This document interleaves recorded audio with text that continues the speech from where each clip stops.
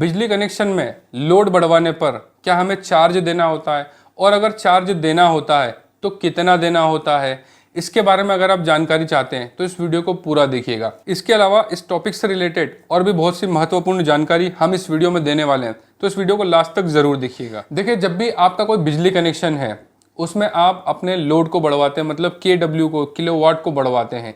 जैसे आपका 1 किलोवाट का कनेक्शन है, आप उसको 2 किलोवाट का करवाते हैं, या 2 किलोवाट का कनेक्शन है उसे आप 4 या 5 किलोवाट तक का करवाते हैं, तो उसके लिए हमें कितना चार्ज देना होगा। देखिए, इसमें जो चार्जेस लगता है वो KW के हिसाब से लगता है, मतलब कितने किलोवाट का है, और ये आपका डिपेंड करेगा आपकी सुरक्षा निधि मतलब सिक्योरिटी डिपॉजिट पर। आप देखेंगे अपने बिजली बिल में कि अगर आपका 1 किलोवाट का कनेक्शन है तो उसका जो सुरक्षा निधि मतलब जो सिक्योरिटी डिपॉजिट है वो आपको देखने को मिलेगा 1000, 1200, 1500 इसके आसपास। देखिए, हर बिजली कंपनी का अलग अलग होता है, जिसकी जानकारी आप बिजली कंपनी की ऑफिशियल वेबसाइट से ले सकते हैं, जहां पर इसकी पूरी जानकारी होती है कि वो बिजली कंपनी 1 किलोवाट के लिए कितना सिक्योरिटी डिपॉजिट आपका होल्ड करके रखती है, मतलब सुरक्षा निधि में आपका वो अमाउंट शो होता है। अब आप बिल में अगर उसको देखेंगे तो 1 किलोवाट के कनेक्शन में ऐसे ही 1000, 1200, 1500 आपको सिक्योरिटी डिपॉजिट देखने को मिलेगा। आपका 2 किलोवाट का कनेक्शन होगा तो वहां पर आपके बिजली बिल में आपको सिक्योरिटी डिपॉजिट 1500, 2000, 2500, 3000 इस तरह से कुछ देखने को मिलेगा। तो इस तरह से 1 किलोवाट से 5 किलोवाट तक के अगर आप किसी भी कनेक्शन को देखेंगे तो सब में जो सिक्योरिटी डिपॉजिट, जो सुरक्षा निधि होगी, वो उनके किलोवाट के हिसाब से होगी। अब एग्जाम्पल के लिए आपका अभी जो बिजली कनेक्शन है वो 1 किलोवाट का है, और आपके बिजली बिल में हम उदाहरण के लिए मान लेते हैं कि 1200 रुपये आपका सिक्योरिटी डिपॉजिट देखने को मिल रहा है।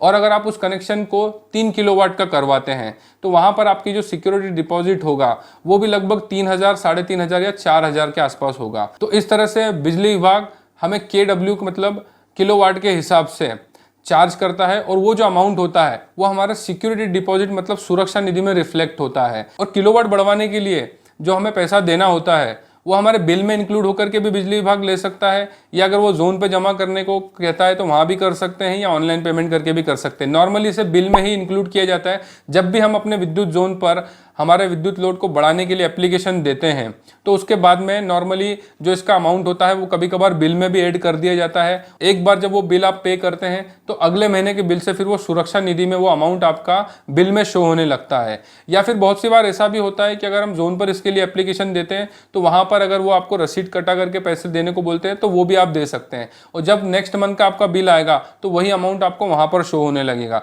लेकिन उस अमाउंट को जब आप बिजली विभाग में देते हैं तो उसकी रसीद जरूर लें, ताकि अगर वो बिल में शो नहीं होता है आपके सुरक्षा निधि में तो उसके लिए आप जोन पे कंप्लेन कर सकें या ऑनलाइन शिकायत कर सकें, इसके लिए उसका आप रसीद जरूर लें।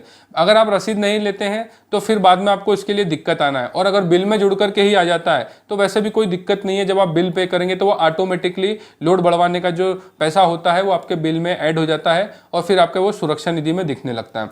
इसके अलावा अगर आप कुछ क्वेश्चन करना चाहते हैं लोड बढ़वाने के चार्जेस को लेकर के तो इस वीडियो पे कमेंट कर सकते हैं, हम 101% उसका जवाब देंगे।